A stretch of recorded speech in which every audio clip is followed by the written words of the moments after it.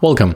In front of me I have OPPO A74 5G and HUAWEI AM61 Sport Bluetooth earphones, and I will show you how you can connect these two devices. So at the first you have to click and hold this middle button.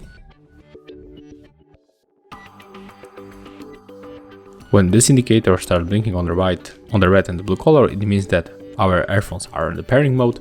So we have to simply open Bluetooth settings, tap on the Bluetooth switcher to enable Bluetooth feature, and after a few moments they will pop on the list. So tap on the AM61,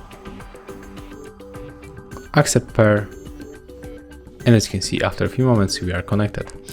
And that's all. If you find this video helpful, remember to leave a like, comment, and of course subscribe to our channel.